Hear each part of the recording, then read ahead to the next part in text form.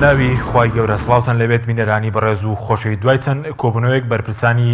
تورکیا و ئەمریکا لەبارەی ناوچەی ئارام گەشتنە ڕێکەوتن بەپێی ڕاگەندراوێکی کۆنسوڵخانەی باڵێزخانەی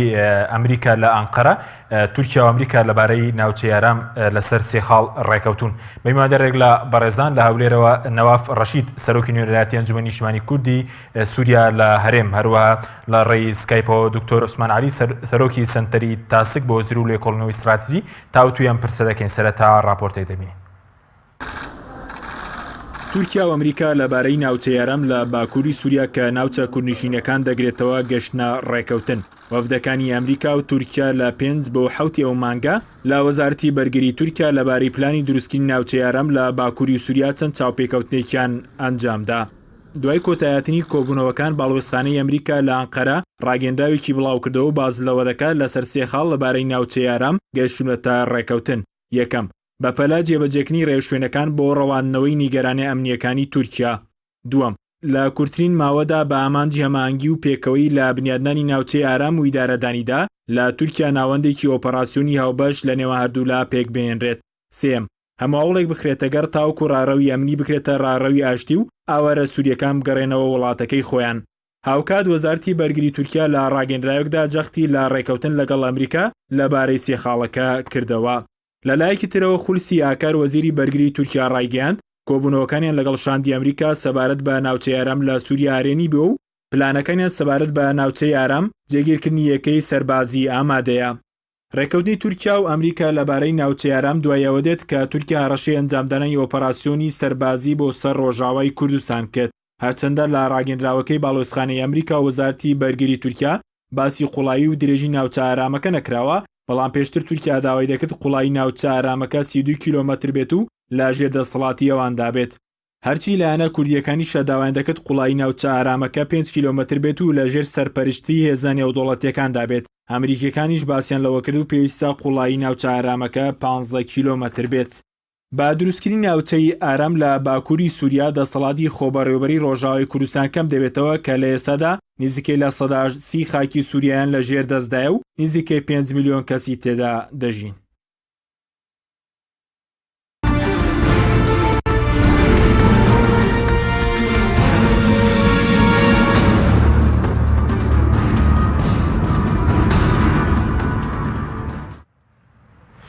جارێکتر سڵاوتان لەبێت بینەرانی بەڕێز.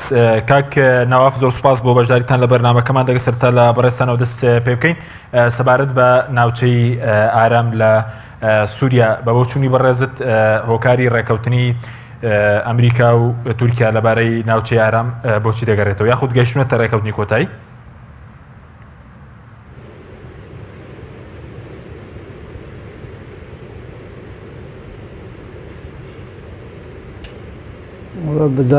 بەداوی مدەنگە زۆر نەبیست سپاس دەکەمش بۆ تاوش بۆ هەموو تەماشەبانێتە و کارمەندێ جوێنا پەیام. ئێمە پێویستی دەبەرە ئارام بۆ مە و خەڵکێمە زۆرە دەمەک دوو درێژ ساڵی 80 بۆ گریزا سووریا خەڵکێمە زۆر پەنابەر بوون، خەڵکێمە زۆر دەرچوون ژوەڵاتی خۆل سەر خاکە خۆ عەرداخوا. ستا دەبەرە ئارام زیاتری جارێک گفتوگۆ بوو دیالۆگ بوو بۆ وێنە لێ مخابن هەر وەختی نەدبن سیوان و سیبەرە کۆما ناودەولەتی بوو. ئێمە ئەو کاتێک گۆ ئانها گفتوگۆ دەبێش بۆ کۆما ناودەولەتی ئەوە شتێکی زۆر باشش بۆ مەش بۆ پێشە ڕۆژێدا خەڵکێمە ببێ سەدەمەک کاربن بزیڤرن سەر خاکاخۆ و سەر عەرداخۆ و سەر ملک و ئەملاکێ خۆ ئەvê گۆ عوارە بوونە لە دەردۆری دنیایە تەمامی و نەمازەژی لە کوردستانی باشوور و لە تورکیا و لە لبنان و دەڤەرێدن. باڵە کاک نەواف باڵێ سەبارەت بە ئەمڕۆ گەیشتونەتە ڕێکەوتنی کۆتایی تورکیا و ئەمریکا لەبارەی ناوچەی ئارام.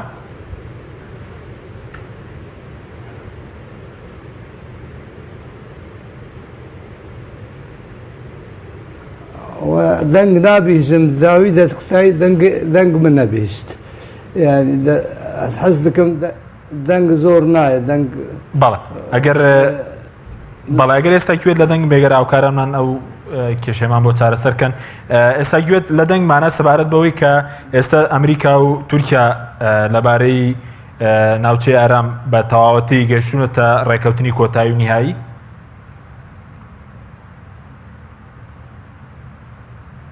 ئەمە بۆ ناوچەی ئارام زۆر تورکیا زۆر کێشە هەنن یەکش ئەو شتێک و پێویستیە بۆ دەڤەرە ئارام بڕاستی بدرستی جی ببێ دەوێت هەموو هێز و لەشکەرێن بیانی ئێگۆ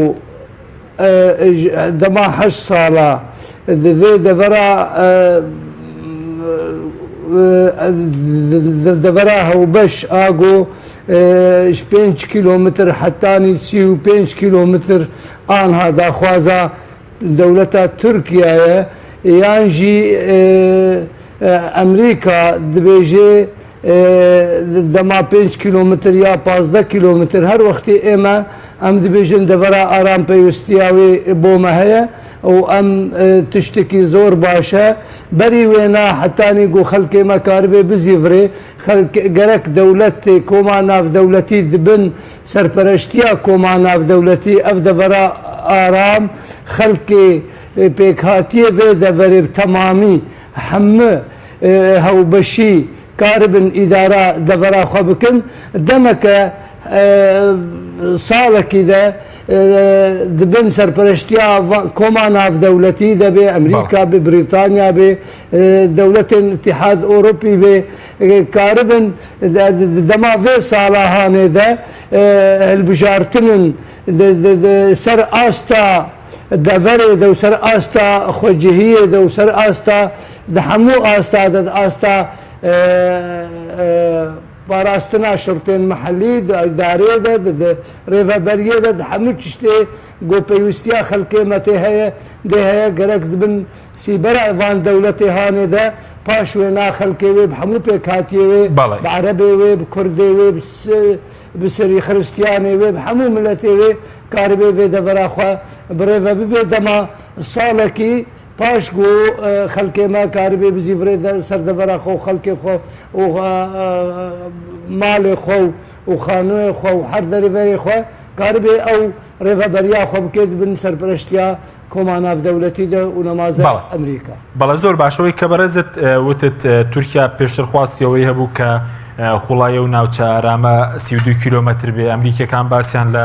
مەسەرەن 15 کیلۆمەتر بەڵام بۆنم لایەنە کوردیەکانیش ئەوەی کێ سەدەسەڵاتیانەیە لە ڕۆژاوی کوردستان باسی 5 کیلۆمەتریان دەکرد بەڵام لەژێر سەرپەرستی هێزی نێودوڵەتی ئێوە ئەنجومەنی نیشتیمانی کوردی سووریا ینی پێتان وایە دەبێن یاخود داواکار ناوچە ئارامەکە چۆن بێت؟ ئێمە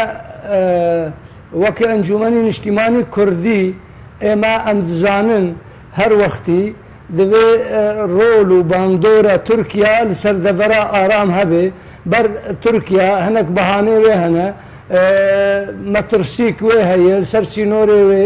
دەبێژێ دەبێ ئەف مەترسی سەر سینۆرێ من نەمینێ ئێمەژی ئەم وەک ئەنجومەنی نیشتیمانی کوردی لەگەل ئەمریکا لەگەل هەموو دەولەتێک گۆ ئیرە ڕۆژ حەز دکن سەرپەرشتیا دەڤەرە ئارام بکن ئەف گەف ji بۆ حتانی ئەف مەترسی نەمینێ ئەف گەفانە نەمینن بەهانەی تورکیا نەمینێ ئەف شتێک گۆ دەبێژێ مەترسی ئێمە ت پرۆبلەم بامە حتانی 35 کیلۆمتر باشەش بۆمە بۆ دەڤەرە کوردی و چ قاس دەڤەرە کوردی دەڤەرە ئارامی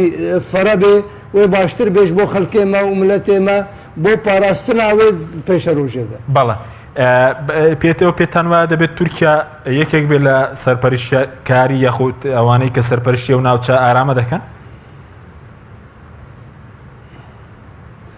ئێمە ئەم دەبینن تورکیا وەکە دەولەتێک نابێ قبول نابێ بۆ تورکیا نەخوادی ڕۆل بێ لەسەر vê devera ئارام و ئەوە ڕێکەوتنە لەگەڵ رووسیا لەگەڵ ئەمریکا لەگەڵ بەرگۆ هەر شتێک لە سووریا ببێ گۆ نەدبن سیبەرە تەوافقێک دووەلی دەبێ قەت چێ نابێ تورکیا نەب تەنها خوا دەبێژێ ئەزێ دەرباس ببم یا ئەزێ گۆ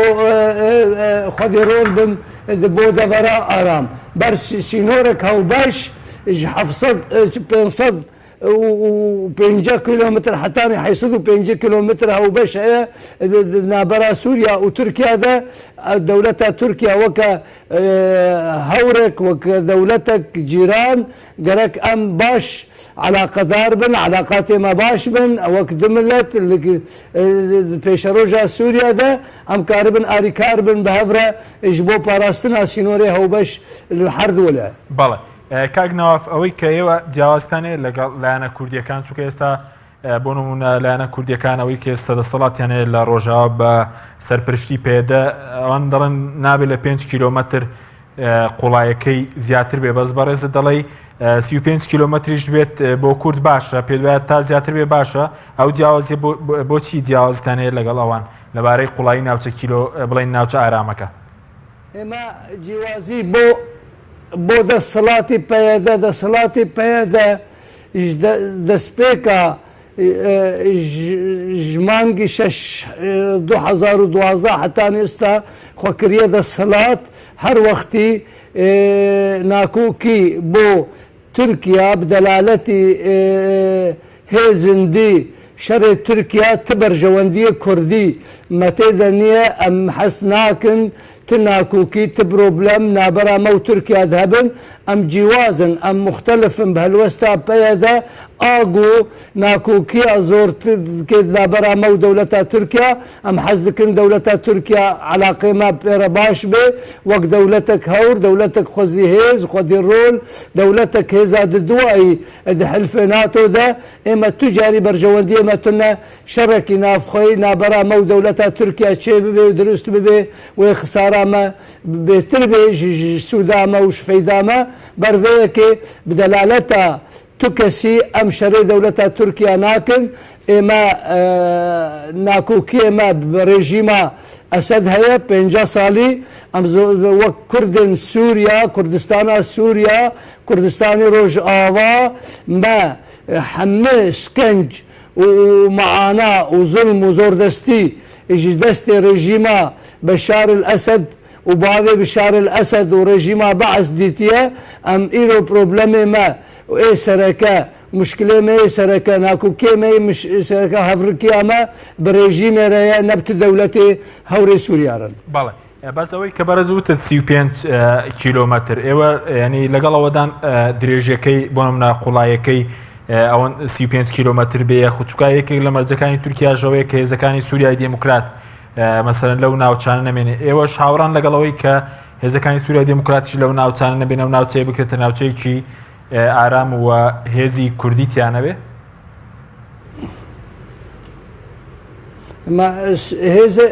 هێز سووریا دیموکرات هێز سووریا دیموکرات نە تەنها هێز سووریا دیموکرات هەموو هێزێ چەکدار لە لای پارتیان لە لای حزبان گەرەکی ئانها دەماوان نەمینێ هەلبژارتنێک تازە نە سەرپەرشتیە کۆما ناودەوڵەتی چێ بێ بە هەموو لایە لای لشکری بلای پاراستنی بلای ترافیکی بلای اداره بلای گمرکی بلای مولaya همو پیکاتی ایگو صدن سالا به هفر جیان کرند و دورهانه ده هاو باش ببند چشتکینو تازه هزین سوریا دموکراتی که بدلالتی کسنده ناکوکیاد نابرا ترکیا و ملت هاوبش وەک و نەمازە دەبەرا کوردستانە سووریا ئاگو زیاتری 35 کیلۆمتر پاش سینۆردە کوردستانە سووریا پێکتێ ئێمە ئەم بوێرنن گۆ هەموو دەبەرا کوردستانە سووریا ببێ دەبەرەك ئارام و دبن سەرپەرشتیا دەوڵەتە دە دەما ساڵێکی دە هەلبژارتنن تازە چێبن سەر ئاستا خۆجههیل سەر ئاستا باژارە سەر ئاستا باژارۆکە سەر ئاستا وەکی هەرێم وەکی ئەقلیم چێ ببێ و هەوبەشی دەسەڵاتە کەسێ سەر ئاستا زۆربەیی پێک هاتیە کەسی زۆردەستی یا دەسەڵاتی لەسەر تپێک هاتیاتنە بێ بە هەوبەشیک دیموقراتیک ڕێگای هەلبژارتنێ ئەمکاری بن دەبەراخوا ڕێبە ببن. بەڵێ بەس وتت ئێوە پێتان باشە هەموو ناوچە کوردیەکان لە سووریا ئەوەی کە باز لەوە دەکرێت کە ئێستا هێزەکانی سووریای دێموکرات نزیکەی لە سەداسی خاکی سووریان لە ژێر کۆنتترۆلدایە هەموو ناوچەکان بگرێتەوە ئەو ناوچە ئارامە پێتان وایە هەموو ناوچە کوردیەکان بگرێت چکە لە لایەکی تیشەوە بۆ نمونە ئەو بڵێن فیدراڵەتی باکووری سووریا باز لەوە دەکەن کە ئەو ناوچە ئارامە زۆر بێت لە 5 کیلۆمەتر مەترسیە بۆ سەر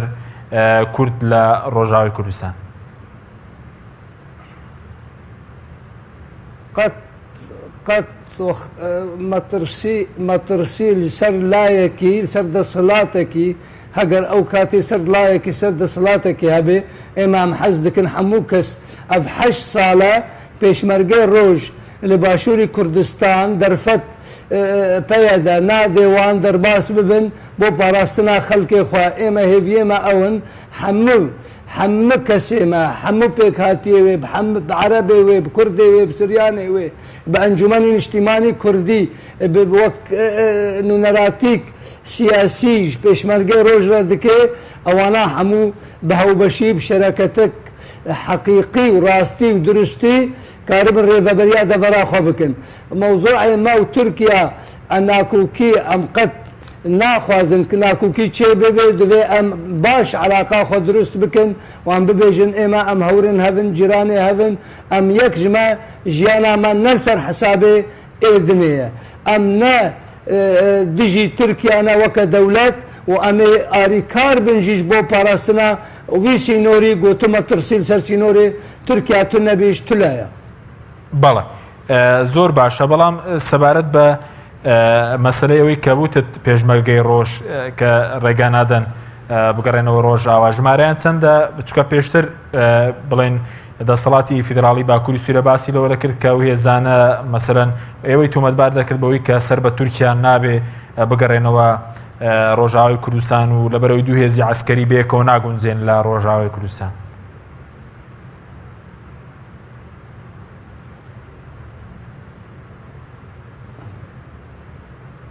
ئێمە براکەم ئەمە ڕێکەوتنی دهۆک لە ڕێکەوتنێک سەرپەرشتیک فەرمی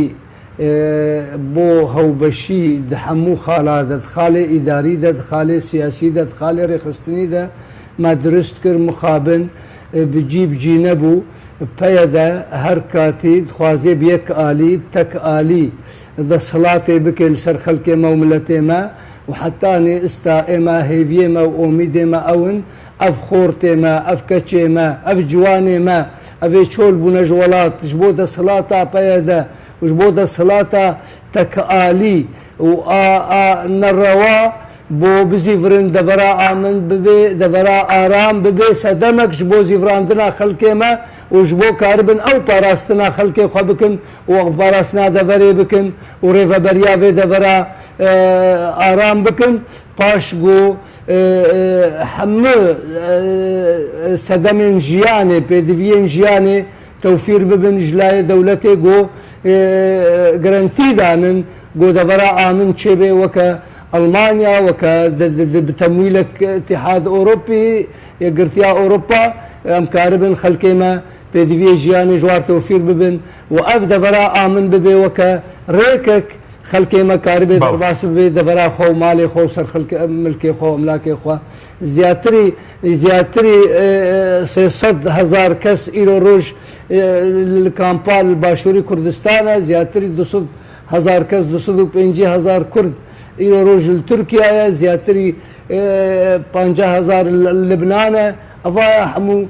بزیڤرن سەردەڤەرا خۆ عەردەی خۆ ملکێ خۆ ئەڤانە هەموو ژ بۆ زۆردەستیا دەسەڵاتە ڕێژیمێ دەستپێکێ پاشوێژیش بۆ دەسەڵاتە پەیەدە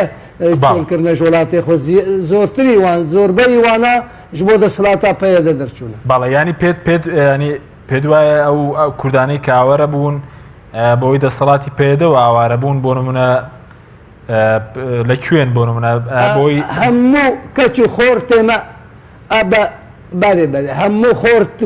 خۆر تێمە دەرچوونە وڵاتی خۆ خەڵکێمە سەرگۆن بوونە بارەگەی ژیانە سیاسی قەدەخەیە ژیانە سیاسی 7 ساڵ قەدەخەیە لە ڕۆژاوای کوردستان سەدەما دەسەڵاتە پێدە بارەگەی ئەنجومەنان نیشتیمانی کوردی تەمامێوە هات سووتاندن و هاتن گرتن و ژیانە سیاسی قەدەخەیە خۆپێشندان قەدەخەیە خەڵکێمە سەرکردن ئەنجومەنی نیشتیمانی کوردی سەرگۆنکرینن خەڵکێمە زیندانی پێدە دەنە ئەوە هەمووژی نەتیجە تەکئالیە و هەلوەستە تەکئالی ئاگۆ تێدا حکم دەکرد. بەڵێ بەس وەکو ژمارەی ئەوەی کە کورد ئێستا لە دەرەوەی وڵاتە و ئاوارەیە کوردی ڕۆژاوای کوردستان بڵێنەوەی کە ئاوارەیە ژمارەکەی چەندە هەمویان؟ ئەوارە زیاتری کوردی زیاتری 9 ملیۆن کەس ئیرۆ ڕۆژ ئەوارە بوونە لە دنیای نەمازە لە تورکیا و باشووری کوردستان نیڤ ملەتی سووریا ئیرۆ ڕۆژ ئەوارەیە زیاتری 11 ملیۆن کەس ئەوارە بووە لە سووریا. بەڵێ سوپاس دەکەم کاک نەواف دەگرێم بۆ لای بەڕێزت دکتۆر عوسمان سوپاس بۆ بەشداری بەڕێژتان دەمەوێت سەرنجی بەڕێزش بزانم لەسەر ناوچەی ئارام و ئەگەر بە کورتی ناساندێکی ناوچەی ئاراممان بۆ بکەیت پاشان ئەو ڕاگەیەنراوەی کە باڵۆزخانەی ئەمریکا لە ئەنقەرە بڵاوی کردو کە باسی لەوە کردبوو لەسەر 3 خاڵ لەباری ناوچەی ئارام گەشتونەتە ڕێکەوتن. بەڵێ سڵاو لە بینەرانتان و سڵاو لە میوانەکەت سپاس بۆ هەلا بە شێوەیەکی گشتی ناوچەی ئارام ئەساسی لە قانونی دەولی هەیە ئەوش قانونی جنێڤە بۆ پاراستنی پەناهەندەکان 1970 و لە هەمان کاتە ئەنجومەنی باڵای پەناهەندەکان لە ڕێکخراوی نەتەوەی یەکگرتووەکان چەند قەرارێکیان هەیە 1970 و 2001 و 2011 ئەم قەراراتانە بە کورتی چی دەڵێت؟ ئەڵێت ئەبێ ئەوانەی سیڤیلن لە کاتی شەڕدا بپارێزن. اینجا دوو جۆرە ناوچەی ئارامەیە. ناوچەی ئارام هەیە کە لە ململانیەکە لە بینی دوو وڵات لە ناو وڵاتێکە ئەبێت ئەو ناوچە ئارامە بەرزامەندی هەردوو وڵات ئەبێت. یعنی ئەو ناوچەیە ئەبێت یەکێک لە شەرتەکانی ئەوە بێت کە سیڤیل تایە لێ نەدرێت شوێنە ژیانیان بپارێزێت و مافیان وەکو مرۆڤ بپارێزرێت. بەڵام بۆچوونی ترەیە ئەوش پێڵێن بۆچوونی کۆریدۆر. بۆچوونی کۆریدۆر ئەوەیە شەرتێنە لە ناو هەمان وڵات بێت احتیمالە لە وڵاتی سێم بێت. کۆریدۆر هەمان پرینسپڵیەیە ئەوش ئەوەیە ئەبێ شوێنێکی ئارام بێ ژیانی خەڵکەکە تای بپارێزێت مافەکانیان وەکو مافی مرۆڤ مافی ژیان مافی ئەوەی کە ئازاد بن. بەس یەکێک لە شەرتەکانی کۆریدۆر و ناوچەی ئارام ئەوەیە ئەبێ هیچ لایەک بەکاری نێنێ بۆ ئامانجی سیاسی. یعنی فعلا ئەبێ ناوچەیەکی ئەجندەیەکی سیاسی لە دوایە نەبێت. بەس هەر حەزەکەم دەیرە بڵێم لە مێژووی تازەی ملانیە دەوڵەکان دوو نمونەمانەیە. یەکێکی ئەوەی کەوا لە بۆسنیا ڕوویدا ئەوش ناوچەیەکی ئارامە بوو قواتی نەتۆ یەکگرتوەکان لەوێ بوون بەڵام نەیانتوانی خەڵکەکە بپارێزن لە شاری سبرنجا تقریبا 7,000 کەس کوژرا و قواتی ئومەم متحیدە نەیتوانی بیان پارێزی لەبەرەوە ئێستا فکری تر دەرچووە قانونی وقەهای قانون دەولی ئەڵێ ئەو ناوچەیە ئەبێ هێزێکی تیا بێ کاریگەر بێ کە بتوانێ پەناهەندەکان لەو شوێنە بپارێزێ لەبەرەوە ئەم نمونەی 1991 لە کوردستانی باشووری خۆمان نمونەیەکی زۆر سەرکەوتوو بووە و بە قەراری مەجلس الئەمن بووە ئەو ناوچە ئارامانەی کە بە قەراری مەجلس الئەمنە ئەوە زیاتر چانسی هەیە سەرکەوتوو بێت بەڵێ ئەوەی تورکیا و ئەمریکا ئەوەی کەم ڕۆڕاگەندراوە پێ دوای گەشتونەتە ڕێکەوتنی کۆتایی یاخود تاکو ێستاش کۆمەڵێک شتی نادیاری تێدایە سەبارەت بە ناوچە یارە ینی من بە بۆچوونی من ئەیبینم ئەو ڕێککەوتنە زۆر شتی نادیاری تایە مەثەلەن سەقفی زەمەنیتیانە ئەڵێ بێ بە زووترین کات بەڵام ئەو زووترین کاتە چەندێکە احتیمالە ئەمریکا لای ئەو مانگێ بێت لای تورکیا لەناو هەفتەیە بێت و دوایی ئەڵێ ئەبێ هەرچی پێویستە بکرێت ئەوەش نادیارە یعنی ئەمە لە عورفی لە قانونی دەولی ئەمانە معڕەضن بۆ نیقاش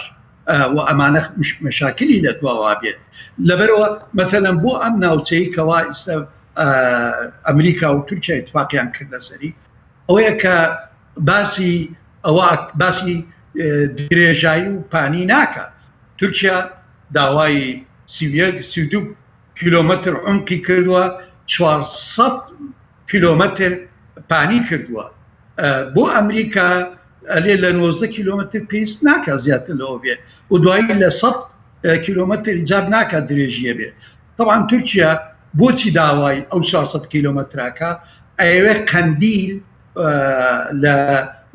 لە ڕۆژاوا ببڕێت و لە هەمان کاتە لە سنجار ببڕێت لەبەرەوە تورکیا یعنی هێشتا مەشاکلێکی زۆری لە دوایە تورکیا و ئەمریکا لەم ئیتفاقە زۆر شت هەیە کە هێشتا وەکو بڵێ متفق نین لەسەری و لە هەمان کاتە ئێمە ئەزمموی منبەجمانەیە لە منبەجە لە هەمان کاتە لە باکووری سووریایە تورکیا و ئەمریکا ئیتفاقێکیان کرد بە جۆرێک بۆ ئیدارەی مشتەرەک بەڵام ئەوە کێشەیەکی زۆری تایە ئەمریکەکان بە شێوەیەکی خوێنەوە تورکەکان بە شێوەیەکی خوێنەوە بەڵام بە بۆچوونی ئەمریکا ئەمەی کرد لەبەرەوەی تورکیا بووستێنێ لە هێڕشێکی زۆر وەکو بڵێ موئەکەد بوو ئەکرێت لە قەرار بوو لە دوای جەژن ڕۆژێکەمی جەژن ئەم هێرشە بکرێ و ئەمریکا ئیحراج ئەبێت چونکە ئەمریکا ئێستا ئەوێ هەموو فۆکەسی هەموو تەرکیزی لەسەر ئێران بێ نەک شەڕێکی تر بێ و دوایی ئەحراجە بێ بەرژۆندیەکی زۆری هەیە کێشەیە بێ لەگەڵ وڵاتێکی ناتۆ کە قاعدەی ئەسکەری ئەمریکی لێیە لە ئەنجەلیک ئەمە کێشەیەکی گەورە بوو بە بۆچوونی من ئەمە ئەمریکا تیای سەرکەوت و کورد نابێ هیچ بترسێت چونکە هیچ شەرتێکی تیا نییە ئەم منتیقەیە چۆن ئیداراکرێ تەنها یەک شتێک ئەڵێ لە پەیمانە لە ئیتفاقیەکە ئەڵێت ئەبێ ئیدارەیەک تەشکیل بکرێت لەو منتیقەیە بە گوێرەی هەڵبژاردن بێ و قواتی مشتەرەک هاوبەشی ئەمریکی و تورکی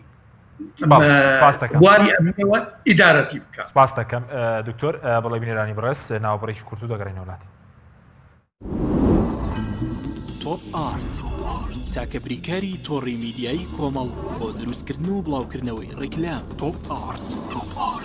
ئایا تا ئێستا بیرت لەوە کردوتەوە کە ئینتەرنێتێکی بێسنوور بەکاربێنی یان بیرت لەوە کردوتەوە کە بۆ هەفتەیەک یان 2 هەفتە ئینتەرنێتی بێسنوور بەکاربێنی سەرڕای هەموو ئەمانە تا ئێستا بیرت لەوە کردوتەوە کە بۆ یاری ئەلکترۆنیەکان ئینتەرنێتی بێسنوور بەکاربێنی بێگومان نەخێر فانسی نێت هەموو ئەم کێشانەت بۆ چارەسەر دەکات تۆش دەتوانیت بۆ ماوەی هەفتەیەک یان 2 هەفتە یان مانگێک بەردەوام بێسنوور لەگەڵمان بیت ئێستا خزمەتگوزاریەکانمان لەم شوێنانە بەردەستە سلەیمانی شار باژێر، شارە زوور، هەڵەبجە، سەی سادق، عربەت، پێنجوێن، بازیان، تاسڵوجە و زەرگوێز، فانسینێت، هەمیشە ئینتەرنێتی بێسنوور. چاڤیلان ئەگەر کەسێکیت لە ژیاندا حەزت لە مجازەفە و بینینی دیمەنی سەرنجڕاکێشە و هەروەها حەز بە بینینی کەسایەتیەکانەکەیت و باشترە سەردانی ماڵی ترسناک و مۆزەخانەی مۆم بکەیت لە چاڤیلاند. چاڤیلاند گەورەترین پرۆژەی گەشتیاری لە هەموو عێراق. سەنایس هەمیشە بە تامێکی تازەی میوەکان لە هەناوی سروشتەوە پێشکەش بە ئازیزانتی بکە.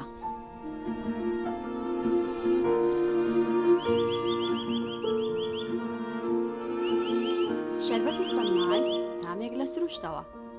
شەربەتی سەنایس تامێک لە سروشتەوە. هەمومان حەزمان لە برنجە. برنجێک تامی ڕاستەقینەی برنجمان پێ ببەخشێ.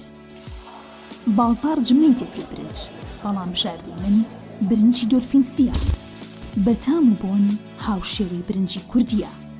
100% سروشتیە. برنجی خڕی دۆلفینسی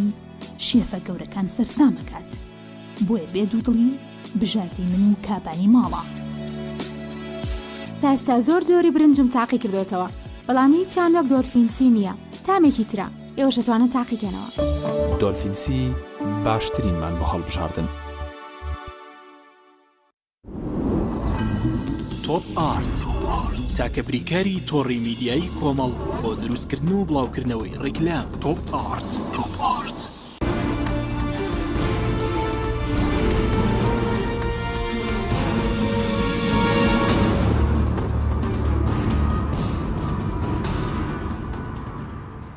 جارێک سڵاوتان لەوێت بەڕێزان. کاک نەوافگەرە مۆلای بەڕێزت سەبارەت بەوەی کە بۆچی ئێوەکو ئەنجومەنی نیشتیمانی کوردی سووریا کە مەسەرەن باشترین پەیوەندیتان لەگەڵ تورکیایە، بۆ نمونە زۆرجار سەرکردەکانتان لە تورکیان، بەڵام بە پێچاوانەوە مەسەرەن پەیەدە وەلایەنەکانی تر پەیوەندیەکەیان زۆر خراپە لەگەڵ تورکیا.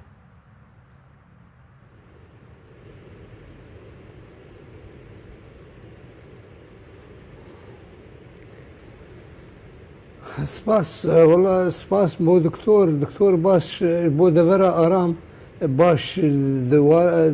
لای ئەسایی و قانونی باش شڕۆڤە کرد. ئێمە وەکە ئەنجومەنە نیشتیمانی کوردی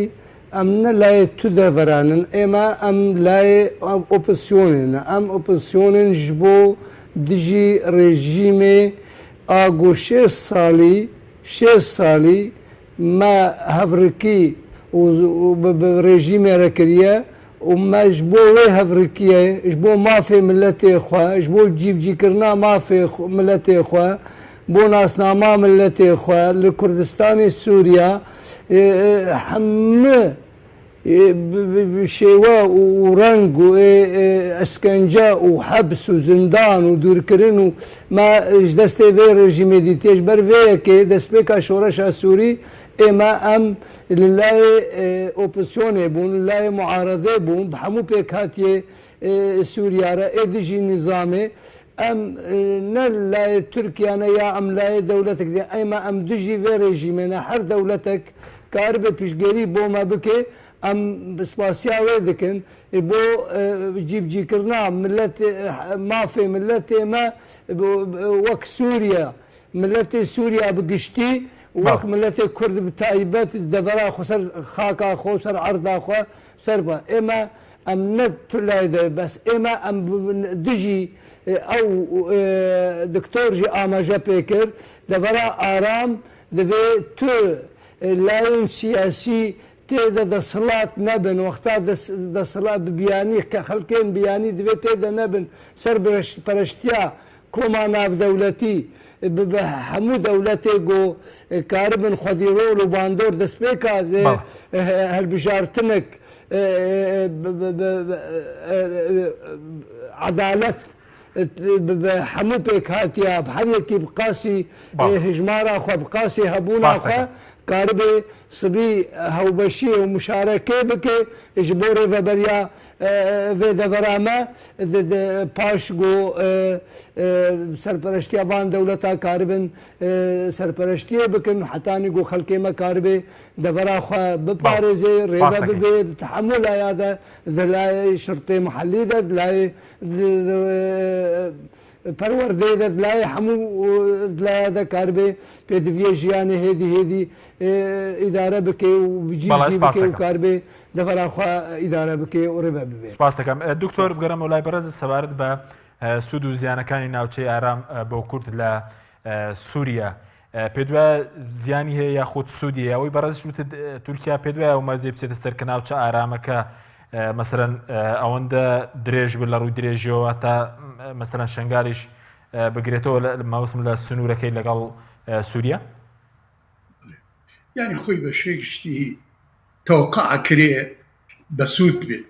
بەس یەکەم سێرەکە دوایی یعنی تورکیا و ئەمریکا بەچی اتفاقەکەن چونکە هێشتا تەنها اتفاقیان کردووە لجنەیەکی هاوبەشت دابنن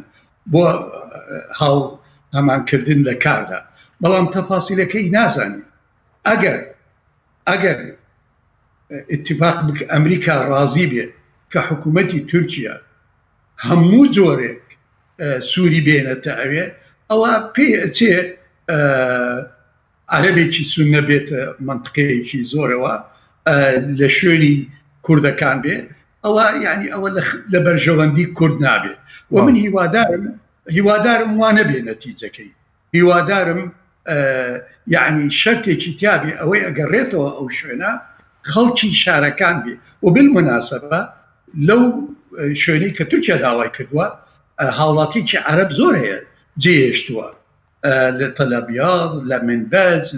لە زۆر شوێن یعنی ئەمانە شوێنی عەرەبن یعنی بگەڕێنەوە کە ئێستا لە ژێر کۆنترۆلی پەیەدەیە ئەمانە بگەڕێنەوە ئەمە پێی ناڵێن گۆڕینی دیموگرافیک بلاکس بۆ ئاشتی باشە بۆ ئاشتی و تەبایی خەڵکەکە پێکەوە بژێن باشە بەڵام یعنی ئەوەی وەکو لە ئەعلامی بەکەکای بیستین پەیەدای بیستین ئەڵێن تورکیا ئەوێ ئەم ناوچەیە بەکار بێنێت بۆ هێنانی عەرەبێکی سوننەی زۆر هەتاکو وەکو بڵێک پردێک دابنێ لە بینی تورکیا و پردێکی لە مرۆڤ دابنێ لە بینی ڕۆژاوا و تورکیا ئەگەر ئەوە نەتیجەکەی بەڵام بە بۆچوونی من لە ئیتفاقەکە ئەوەی هاتووە لە تەفسیلەکان حتا ئێستا دەرچووە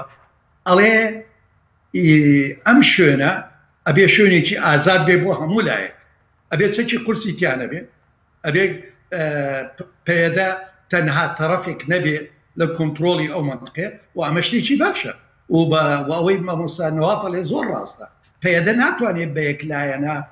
حکمی منطقەکە بکە یان ئەم کۆریدەرە بەکاربێنی بۆ بەرژەوەندی خۆی تورکیا ئەوە بە هیچ زۆرێک نایڵێت لە بەرژەوەندی کووردە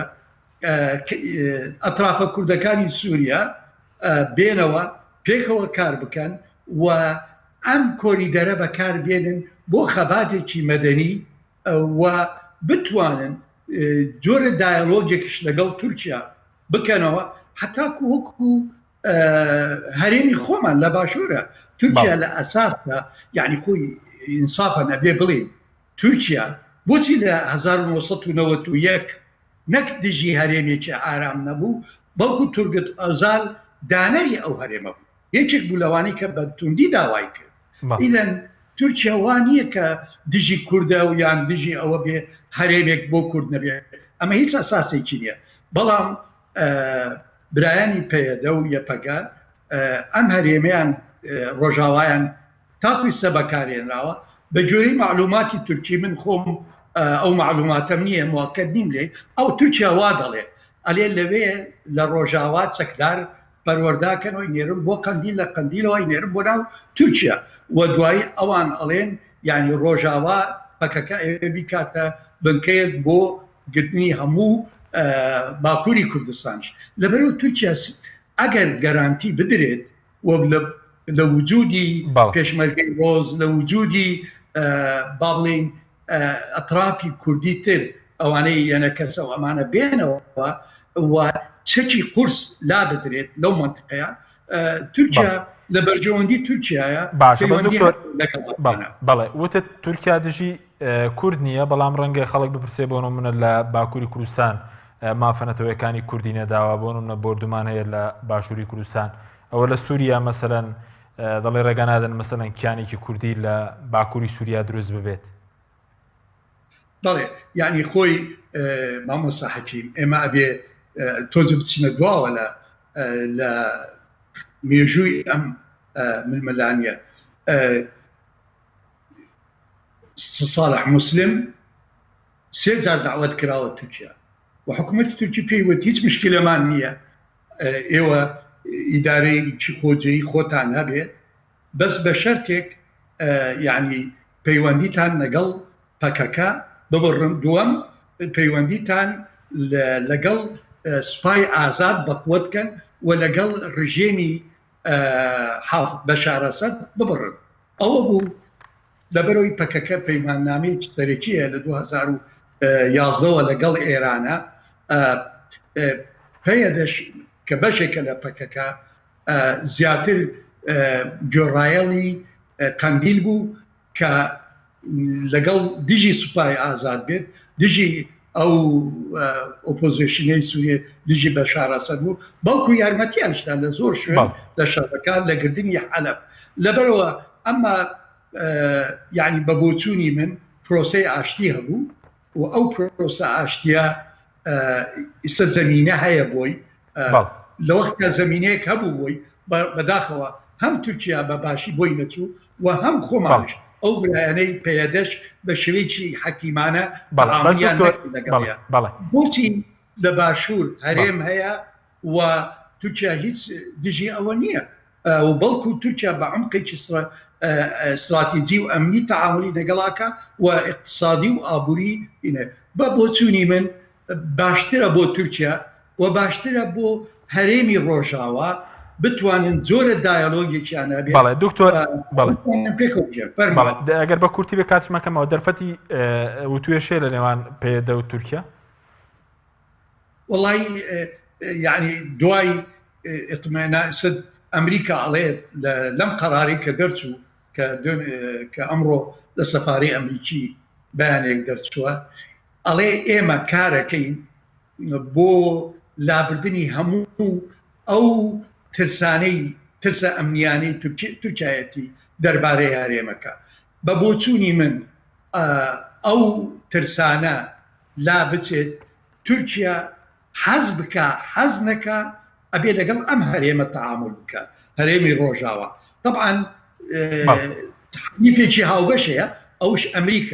ئەمریکا هاوبەشی وەکو بڵێ دۆستی هەردوولایە من ئەیبینم ئەگەر پێدا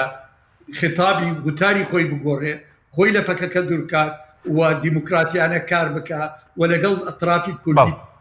بێنەوە و ناوچەکە ببێتە ناوچەیەکی بەڕاستی ئارام و ئاشتی بۆ کاری سیاسی بۆ هەموو لایەک و چەکی قورس ئەوانەی هەیە لەو منطقەیە لا بدرێت بەچوونی من ئەوە بەدیلێکی باشترە بۆ پێدا لە مفاوەزات لەگەڵ دیمەشقا چکە دیمەشق بە کراوای ئەڵێ مافی کورد نادا بەڵێ سپاس دەکەم کاک ناوەفکاتمان زۆر کەمەوە سەبارەت بە کورتی ینی بەڕێز پێشت باسی ئافرینت کرد پێ دوایە ئەوەیەکی ئێستازمونی ئافرین هەیە سەرکەوتووە کە بەڕێز وتت بناوچەکانی تری سووریاش بناوچە کوردیەکان مەبەستماوە پەڕێوە ببرێ ئێمە سپاس ئێمە حتانی گو عفرین دووبارە حتانی عفرین دووبارە نەبێ گەرەک پەیەدە کاربێ براستیژی خۆدەست نیشان بکێ وەک هێزێک کوردی سووری بێ علاقەدار ji pekeke nakûkiyê xwe me problemê xwe bi Tirkiye re karibê çareseriyê jê re bibînê li ser mêzê dûrî şer dûrî çekdariyê dûrî êrîşê dûrî nakûkiyê ser mêzê rêka aştiyane ئەوە ئاگۆ بەرژەوەندیە بەڵام کاک نەواف بپارێزێ ئەوە ئاگۆ سوودا کوردی تێدا بێ بەڵام ئەوانیش دەڵێن بۆ نمونە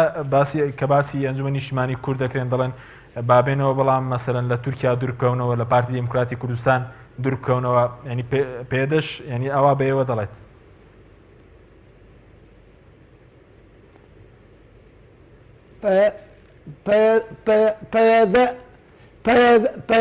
پەیەدە دەستپێکە گریزا سووری بەعلاقەدارە بڕێژیما سووری ئاری کارە بڕێژیما سووری دژاتیە تورکیا دکێ بدەلالەتە پەکەکە ئاگۆر بامە هەر وەختی وەک ئەنجومەنی نیشتیمانی کوردی ئەم دەبێژن گەرەک پەیەدە بێلای ئۆپۆزیسیۆنێ بێلای ئەنجومەنی نیشتیمانی کوردی دژاتیە تورکیا نەکێ بدەلالەتە پەکەکە وەکە هێزێک سووری کوردی سووریا کاربێ دەسەڵاتێ بکێ و بگفتوگۆ دیالۆکی چارەسەر ببێ بشەڕی توجاری چارەسەری بلەشکەری و بشەڕی توجاری نابێ تو سوودامە تێدەتنە ئاگۆ پەیەدە حتانی ئێستاناک و کێت نابەرە خۆ تورکیا دەچێکریە بۆ پاراستنا بەرژەوەندیە تورکیا یەکەم ئادنی بدەلالێتە پەکەکەی ئاگۆرجیە نەڕازیبوونامەی ئێمە وەکە ئەنجومەنی نیشتیمانی کوردی ئەم لایە هەر کەسی گۆپشتگەریە ملەتێ سووری بگشتی بکرد بۆ دژاتیا ڕژیمێ بۆ ڕوخاندنا بێ ڕژیمێ ژ بۆ دروستکردنا حالاک دیموکراتی حالاک بەرلەمانی حالاک فێدرالی دەستی مافی و هەبجیبجی ببێت پێشە ڕۆژا سووریا سووریا تازە بەڵێ سپاس دەکەم دکتۆر خولەکێکیش بۆ بەڕێزت سەبارەت بەوەی کە پێ دوایە بەس ئەمریکا و تورکیا بڕیا لە ناوچەی ئارام دەدەن لە سووریا پێ دوای ئەمریکا دەستبەردانی ناوچە کوردیەکان دەبێت کە بازدۆک ئێستا لە سەدا 95 مەسەر نەوت و غازی بڵین سووریا لە ناوچە کوردیەکانە بە کورتی بێ سپاس دەکەم بە هیچ جۆرێ بە بۆ چوونی من ئەمریکا دەستبەرداری هەرێمی ڕۆژاوا نابێت جگە لە ئەوەی کە شتێکی دەوڵەمەنە هەرێمێکی زۆر دەوڵەمەنە وەکو جەنابەت فەرمووت لە هەمان کاتشە لە سووریا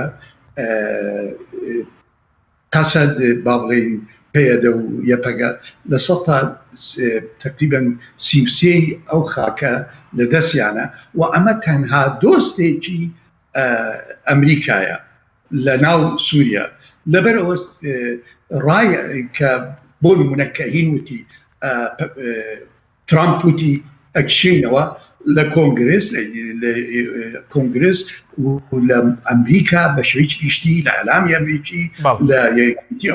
ئەوروپا وتیان نابێ ئەمیشە بکرێت و ئیسرائیلش هەمانشێ وتی ئەم ناوچەیە ئەبێ بمێنێ پێستان پێیتی لەبەرەوە بەڵێ هینی نابێت دەستبەرداری نابێ ئەمریکا و باشترشە بۆ تووکە ئەو حقیقەتە بزانێ تعاملی لەگەڵا بکەوەکو ئەمرواقع و ئەوانش تعامل بکەن لەگەڵ تووکیا ئەمرواقع نەکۆکو دوژمن سپاس بۆ ڕێزان دکتۆر عوسمان علی سەرۆکی سەنتەری تاسک بۆ وەزیر و لێکۆڵینەوەی استراتیجیک کە لە کەنەداوە لەگەڵ مابووی هەروە نەواف ڕەشید سەرۆکی نوێنەرایەتی ئەنجومەنی نیشتیمانی کوردی سووریا لە هەرێمی کوردستان سپاس بۆ بینەرانی بەڕێز سپاس بۆ هاوکارانم خواتان لەگەڵ